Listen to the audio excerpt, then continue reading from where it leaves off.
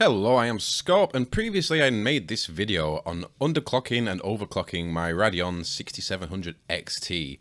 And the underclocking values that I settled on at the time was 1090 microvolts and a max frequency of 2550.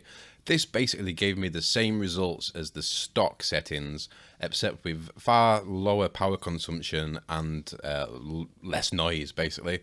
But I didn't really try and push it any further than this, so that's what I'm going to do today. First thing, do note, just because these settings work for me doesn't mean that they're going to work for you. Your mileage will vary. I've had people say that they can't even move the slider down even to 1175 without theirs crashing. Some cards can go further. Apparently mine was quite lucky, and mine can actually go all the way down to 1025. I have had to lower the max frequency for this. I have settled on 2333. Any higher than this, so at 2400, this resulted in a crash in Shadow of the Tomb Raider. I did have this lower at 1015 with a max frequency of 2300. This seemed fine in all of the games I tested, basically, except when I came out of one of the games and came back into this Radeon Adrenaline software, the software crashed. So I would say that would be a slight instability. It didn't crash the drivers, but only the software. So I decided then to move this back up to 1025 and increase the clock speed ever so slightly, only by 33 megahertz. That shouldn't hurt. So quickly, these are my settings in full. My max frequency is 2333, max voltage is 1025, the VRAM is up to the max at 2150, and fast timings enabled. I have dropped all the fans down to very, very quiet. They only go up to 33% up to 75 degrees, and then it ramps up a little, and again at 95 degrees up to 75 fan speed. So first up, Assassin's Creed Valhalla. The power consumption has dropped to 110 watts on average, and the frame rate has also dropped to 63 frames per second on average. When comparing this to my previous Undervolt settings, my average was 67 frames per second, and the power consumption on average was 135 watts. So we are losing some frames, but we are also losing some power consumption. In Borderlands 3, I was actually running this at 1015 microvolts, and the power consumption is around 120 watts, and the average frame rate was 63 frames per second. When comparing this with the stock and my previous Undervolt settings, I was getting an average of 69 frames per second, with a power consumption of 145 watts. So we are losing 5 frames per second there.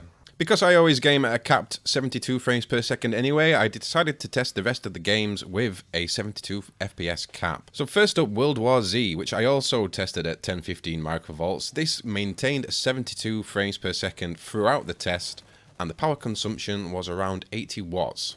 With my previous Undervolt settings of 1090 microvolts, this also maintained 72 frames per second, and this consumed 95 watts. Shadow of the Tomb Raider, for the most part, managed to maintain its 72 FPS cap. However, at this part of the benchmark, it did dip to 68 frames per second, and this was reproducible every time I ran this test at this exact moment.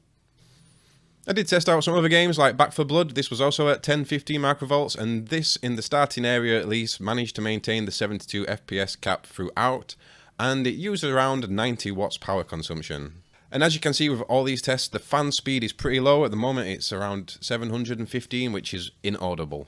And just for fun, I decided to fire up Fall Guys as well, which is a breeze at any setting, basically. It's not a very demanding game.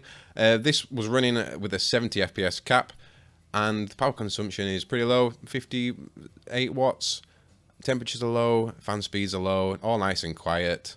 And so there we are, at 1025 microvolts or 1015 microvolts, you will be sacrificing performance. Depending on how low you go, you might suffer some system instability. It might not always happen with all games, it might happen with some games. So you might want to set a low microvoltage on certain games. The Radeon software does let you do this. You can add a game profile in here, select your game like Back 4 Blood, and you can customize your overclock settings just for that game. If it runs fine at a low voltage, then set it at that. If, for instance, like Assassin's Creed Valhalla, which struggled, I would say, it was too far beyond my sweet spot. I would like it to be more towards the 72 end than the 60 end. Even though 60 is still in my FreeSync range, I would prefer it to be higher than this.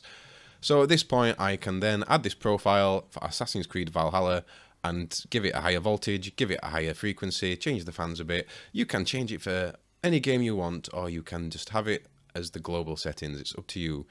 So for me, I will probably be sticking with... I'll use a combination, I think. Yeah, I think I'll be sticking with the 1025 microvolts for most of my gaming. And when things start to struggle a little bit with the 1% lows like Tomb Raider and Assassin's Creed Valhalla were, I would probably then up that to my other underclock settings at 1090. But like I say, is if you're building a small PC and you want it to be as quiet as possible, then drop those settings, drop the frequency, drop the fans, and depending on the resolution you're playing at, and if you're playing capped, you might not see any difference at all other than less noise and less power consumption. So in my system, I've got a 650 watt power supply. You might have something lower, you might have a 500 or even 450 watt power supply, and you might not be able to feed the card enough power anyway, so you might want to drop the voltage down just so that you don't have crashes due to your power supply not giving enough power. It's always a possibility. You know, you might have invested in the graphics card first and didn't think about investing in a power supply, and you can't afford one at the moment. So dropping the voltage and just running with that lower power consumption might, you know, make your system completely stable. Who knows? I'm just theorizing at the moment.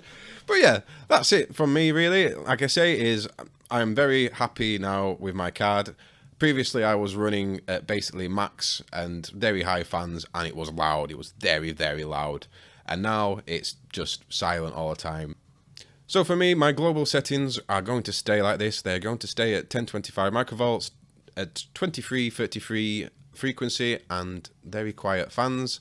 When I come to a game like Assassin's Creed Valhalla or Shadow of the Tomb Raider, I am going to just come here and change the settings individually for that game. So everything will run at the underclock settings until I choose otherwise. But yeah, when you are undervolting, do also try lowering the clock speeds as well, because that may help with stability, and you might not see much or any difference at all. So that's it from me once again. I hope that helped, and maybe it did, maybe it didn't. So, Vaders, catch you next time.